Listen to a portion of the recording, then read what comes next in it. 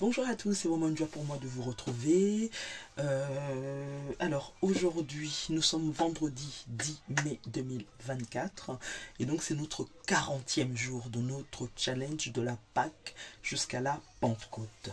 Et donc depuis quelques jours, donc nous sommes sur le thème de la délivrance. On a parlé en fait de la délivrance en voyant en fait une définition de la délivrance et comment Jésus parlait de la délivrance dans les épîtres. Nous avons vu également le concept de l'homme fort, c'est-à-dire l'homme fort, ben, c'est Satan. Et on a vu également la représentation de l'homme fort dans une famille qui est en général le gardien des autels. Et on a vu surtout que Jésus était l'homme plus fort que l'homme fort, celui qui vient nous libérer de l'emprise de l'homme fort. Nous avons également vu les autels, donc hier les autels qui signifie un lieu élevé et c'est le lieu de rencontre en fait entre ce qui est divin et ce qui est humain. Donc ce sont des hommes qui bâtissent des autels pour entrer en contact avec des divinités. Et tout ça, on voit toutes ces choses toujours dans le but de comprendre en fait pourquoi nous pouvons prétendre en fait à la délivrance et surtout ce qui nous maintenait en fait en captivité. Mais en fait notre espérance c'est que Jésus-Christ a remporté la victoire sur la croix de Golgotha en faisant couler son sang. Et donc ce qui me tenait vraiment à cœur de voir aujourd'hui, c'était justement concernant notre sang et surtout le mystère de notre sang. Parce que quand nous prenons le sang, en fait, d'un point de vue physiologique, en fait, c'est vraiment ce liquide en fait qui circule dans tout notre corps et qui est formé en fait de globules rouges, ce qui donne la couleur rouge en fait au sang, qui est formé également de globules blancs qui sont là en fait, les globules blancs sont là pour en quelque sorte nous protéger, lutter contre tout ce qui vient attaquer notre organisme, et former également de plaquettes. Et les plaquettes en fait permettent la coagulation du sang. Et nous voyons que le sang en fait parcourt tout notre corps. Et on peut dire en fait que le sang c'est le reflet de notre santé. Nous avons tous eu l'opportunité d'avoir une ordonnance de notre médecin pour faire un bilan sanguin, c'est-à-dire mesurer en fait les composantes en fait de notre sang, et donc on amène au médecin pour qu'il voit si tout cela est normal ou s'il y a peut-être des maladies cachées. Donc c'est vrai que le sang c'est vraiment le reflet de notre santé, c'est également le reflet de notre hérédité, et là on rentre dans tout ce qui est groupe sanguin et comment en fonction des groupes sanguins cela implique, comment cela se répercute, pardon, détermine en fait le groupe sanguin de nos enfants et tout. Et en fait ça détermine aussi notre espèce d'être humain, différemment en fait des animaux. Et ce qui est important, c'est que également le sang permet à nos organes de communiquer, parce que c'est le sang en fait qui transporte en fait l'oxygène vraiment à nos différents organes.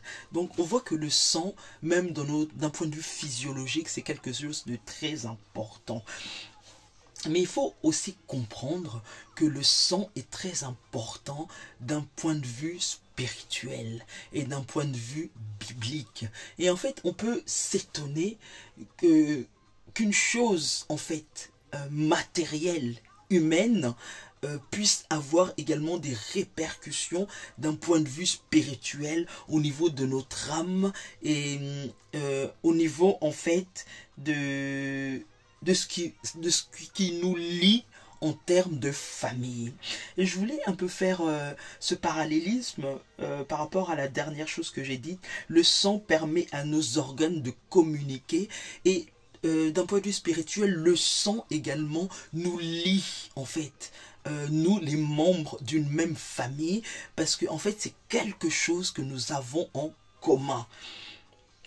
En fait, le sang familial, c'est quelque chose que nous avons en commun. Et nous voyons en fait qu'il y a beaucoup de choses qui nous viennent du père et de la mère et qui constituent en fait l'être humain. Et ce qui m'intéresse en fait de dire, parce que c'est pas un sujet qui est facile en fait à expliquer, et en fait je voudrais qu'on puisse commencer par Ésaïe 53. Ésaïe 53 qui est vraiment le chapitre qui nous parle de Jésus-Christ, qui est notre Seigneur et notre Sauveur. Et c'est à peu près entre 700 et 800 ans avant que Jésus vienne sur terre. Ésaïe avait prophétisé concernant le Fils de Dieu et la croix de Golgotha. Alléluia. Et en fait, Ésaïe nous dit que Jésus-Christ a été blessé pour nos péchés et brisé pour nos iniquités, et le châtiment qui nous donne la paix est tombé sur lui, et c'est par ses meurtrissures que nous sommes guéris. Et en fait, ce qui m'interpelle en fait dans ce verset d'Ésaïe 53, c'est quand il dit « il a été blessé pour nos péchés ». Nous savons que les péchés, c'est les actes que nous commettons qui vont à l'encontre de Dieu. Et c'est le péché, en fait, qui nous sépare d'avec Dieu. Donc, Jésus a été blessé pour nos péchés. Ça, c'est ce que la parole nous dit. Et, par contre, il nous dit qu'il a été brisé pour nos iniquités. Et on voit bien qu'il y a une différence qui est faite entre péché d'un côté et iniquité de l'autre. Donc je me suis posé la question en fait, je me dis mais qu'est-ce que l'iniquité en fait?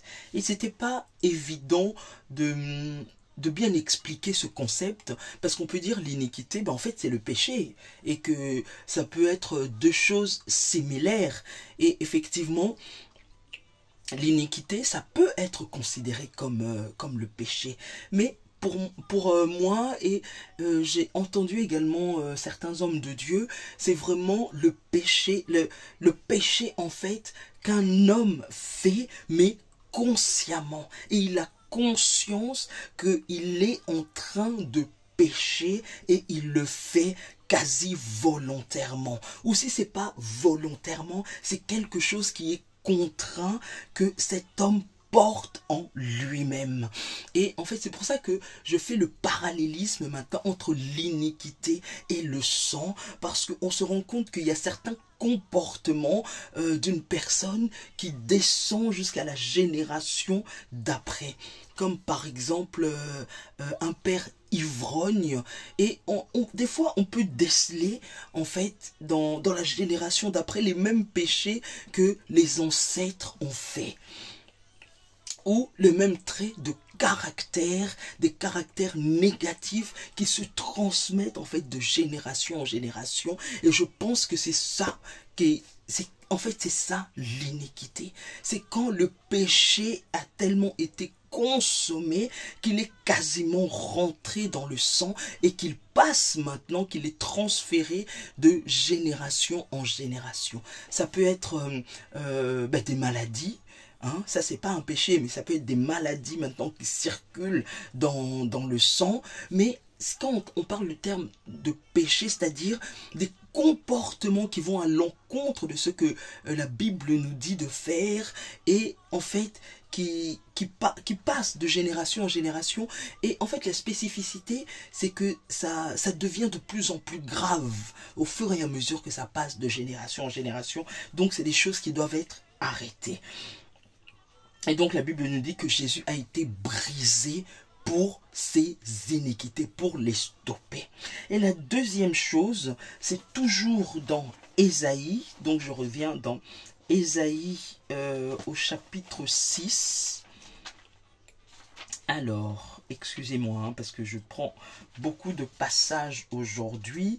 Ésaïe au chapitre 6 et au verset 6, et la parole de Dieu nous dit, mais on parle d'Ésaïe, mais l'un des séraphins vola vers moi, tenant à la main une pierre ardente qu'il avait prise sur l'autel avec des pincettes. Il en toucha ma bouche et dit, ceci a touché tes lèvres, ton iniquité est enlevée et ton péché est expié. Et on voit toujours en fait les deux concepts côte à côte. C'est-à-dire le péché est expié, mais l'iniquité doit être ôtée, doit être enlevée. Et c'est pour ça que Jésus-Christ a été brisé à la croix, pour que l'iniquité soit ôtée. Et ça, vraiment, c'est la première chose. Et la deuxième chose, j'aimerais qu'on aille dans Romains 7. Alors, on va dans Romains 7. Alors, je vous amène un peu dans plusieurs... Romains 7, le verset 19. Non, pas le verset 19, le verset 23 plutôt. Et c'est l'apôtre Paul qui parle. Il dit, mais je vois dans mes membres une autre loi qui lutte contre la loi de mon entendement et qui me rend captif de la loi du péché qui est dans mes membres. Donc c'est l'apôtre Paul qui a écrit quasiment la moitié du Nouveau Testament. Misérable que je suis, qui me délivrera du corps de cette mort? Et je pense que l'apôtre Paul définit bien l'iniquité, c'est-à-dire une loi qui est dans son... une loi qui est dans ses membres, et je dirais même dans son sang, et qui lutte contre la loi de son entendement. Donc le bien qu'il veut faire, il n'y arrive pas, et il fait constamment le mal. Donc quelque part, il demande au secours, parce qu'il dit, mais qui pour me libérer, me délivrer de cet état de fait? Et au verset 25, il dit, grâce soit rendue à Dieu par Jésus-Christ notre Seigneur. Grâce soit rendu à Dieu par Jésus-Christ notre Seigneur, parce que Jésus-Christ est venu nous sauver, nous libérer et ôter l'iniquité. Ainsi donc moi-même je suis par entendement esclave de la loi de Dieu, et je suis par la chair esclave de la loi du péché. Donc l'iniquité, c'est vraiment cette loi du péché. Et quand on va au chapitre 8, il nous explique vraiment qu'il y a l'espérance, parce qu'il dit à partir du verset 1, il n'y a donc maintenant aucune condamnation pour ceux qui sont en Jésus-Christ. En effet, la loi de l'esprit de vie en Jésus-Christ m'a affranchi de la loi du péché et de la mort. Il n'y a plus de condamnation pour nous qui sommes en Jésus-Christ. Et donc, ce qu'il faut comprendre, en fait, par rapport à cela, c'est quoi? C'est que notre sang a une voix. Et on le voit très bien quand Caïn, dans Genèse, a tué Abel. Et que Dieu vient vers lui et que Dieu a vu la scène. Et Dieu vient vers Caïn et dit, mais j'entends la voix du sang de ton frère qui monte jusqu'à moi. Et donc on comprend que le sang a une voix, notre sang a une voix. Et maintenant il faut savoir quelle est la voix de notre sang. Qu'est-ce que notre sang nous dit par rapport à tous nos ancêtres, par rapport aux actes qu'ils ont posés, par rapport à l'iniquité qui était rentrée dans ce sang-là et qui nous parle à nous et qui nous amène toujours vers un type de comportement qui est comme, c'est-à-dire au-delà de notre entendement, au-delà de notre désir, au-delà de ce que nous voulons faire, comme l'avait dit l'apôtre Paul. Donc la voix de notre sang parle constamment et nous réclame constamment en fonction des choses qui sont dedans et qui nous viennent de nos prédécesseurs. Et ça, on le voit avec un homme, avec Moïse. Et Moïse, c'était vraiment l'homme qui parlait face à face avec Dieu. Et ça, c'est ce que Dieu lui-même nous dit de Moïse. Avec Moïse, le Seigneur dit qu'il parlait face à face. Et la Bible même nous dit que Moïse était l'homme le plus patient et le plus doux que la terre ait connu. Et pourtant, cet homme était colérique. Mais une colère qui lui venait de son ancêtre Lévi. Et on le voit en fait dans Genèse 49.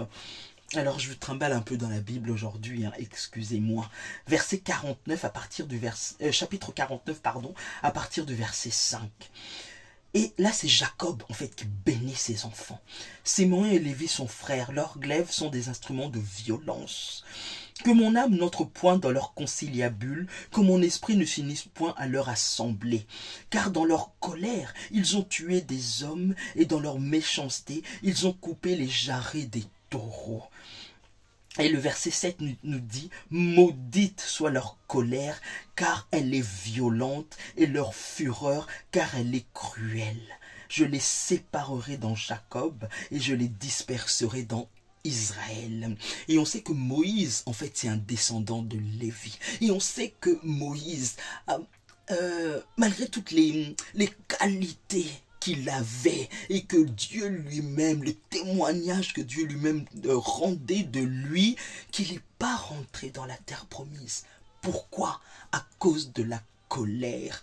Et il a frappé, alors vous pourrez lire cette histoire en fait, hein, mais il a frappé le rocher, c'est dans Exode, il a frappé le rocher 2 fois alors que le Seigneur lui avait dit de frapper 1 fois, et cela a énervé le Seigneur, et le Seigneur a dit non, tu ne vas pas rentrer dans la terre promise. Et pourtant on parle de cet homme dont le Seigneur dit, je lui parle face à face, qui avait une onction extraordinaire, et quand il est descendu de la montagne, il était tellement brillant que même le peuple disait, Moïse, mets un voile parce qu'on ne peut pas te regarder. Et pourtant cet homme n'est pas rentré dans la terre promise. Pourquoi? À cause de la colère, et donc de la colère qui lui venait de son ancêtre Lévi. Et donc il faut comprendre que ces héritages-là que nous prenons, ces héritages d'iniquité, il est important de les traiter. Il est important de les traiter. Parce que c'est comme des épées de Damoclès au-dessus des vies des personnes qui attendent des moments favorables pour frapper.